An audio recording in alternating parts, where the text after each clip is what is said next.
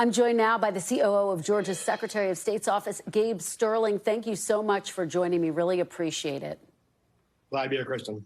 I want to get your reaction and your take to this record-breaking turnout yesterday. What does that tell you, and do you have a sense of where the turnout is? Well, we're over 500,000 votes altogether between the absentee ballots been accepted and the Saturday, Sunday, and Monday voting so far. Sunday was the biggest Sunday we've ever seen in the history of Georgia for early voting. The previous record was 37,000. We had nearly 90,000 on Sunday. The previous record for any day of early voting in Georgia was about 252,000 for 2016, and we saw 301,000. And as of 3 o'clock today, we were at 200,000, which puts us on an even faster pace today than we were yesterday. So people are excited to get out and vote. They're taking advantage of every opportunity to do so. And in our metro areas, here's the problem. It's just after Thanksgiving. They only have so many human beings they can train and get to run these polling locations. So we're going to see some lines, and people need to be patient and expect that. And the counties are doing the best they can with the resources that they have to get those votes processed.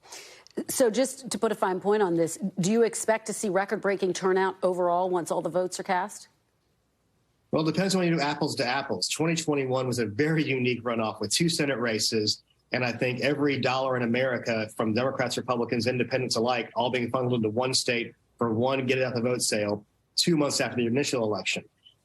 Historically, runoffs in Georgia have been 4 weeks. My boss, Secretary Raffensperger, was elected in a 4-week runoff in 2018. We had 1.5 million voters after 4 million had cast votes the first time.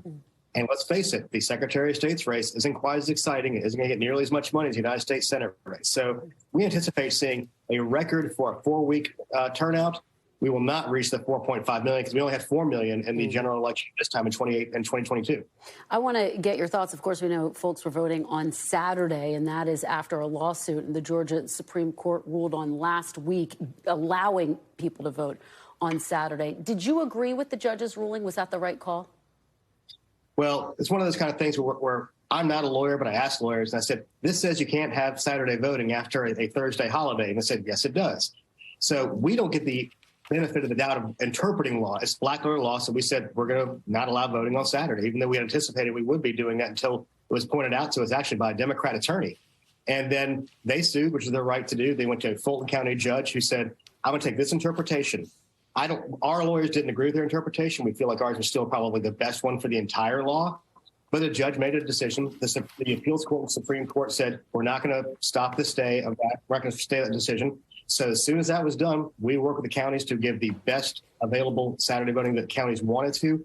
And ironically, in all this stuff, it's going to be the lightest vote day of all together because it was still the Saturday after Thanksgiving. So there's a handful of people that's absolutely going to have helped. Sunday voting was a record, which was always on the ability to vote.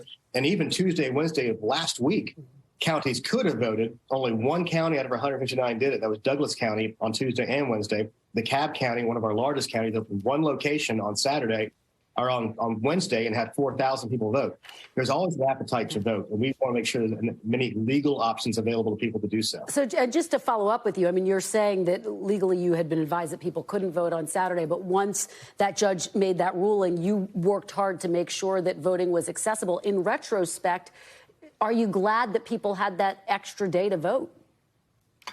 And if I had my way, we would have people voting every single day. But the law is the law. That's our job, is to enforce the law. We did it in 2020. We got applauded by one side and vilified by the other. Yeah. It was a law in 2022, and we were enforcing it and got applauded by one side and vilified by another. We just follow the law. That's kind of what we do here in Georgia. Speaking of the law, given that we live in this increasingly polarized country, given that here you are in yet another runoff, a critical race, all eyes on Georgia yet again, do you think it's time to revisit or change the runoff rule there? Well, Kristen, there's already been a lot of discussion here about whether you want to just do instant runoffs or lower the ratio down to a 45% threshold, because it is expensive and difficult to do. And a lot of our counties, they've been put through the ringer, having to do all these election audits and, be the center of attention of the political universe. A lot of these small counties, this isn't what they signed up for. They're just out there trying to help their neighbors vote. So I know that the legislature will have a discussion about it. It's not really our place to say one way or the other. But those discussions I can guarantee are going on because it is an expensive thing to run these runoffs. Sounds like you think the discussions are productive, given the burden that it's placing on some of these small counties, as you point out. I think debate is always a good thing to have as long as it leads to better administration and better outcomes for our voters. Okay, I have to get your reaction to the dinner that former President Trump had with Ye and the white supremacist Nick Fuentes. I want to read you what some Republicans have described it as: disgusting, ridiculous, and inappropriate. Do you agree? And how would you describe that dinner?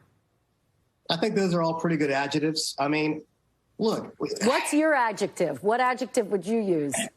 Stupid, juvenile, ridiculous.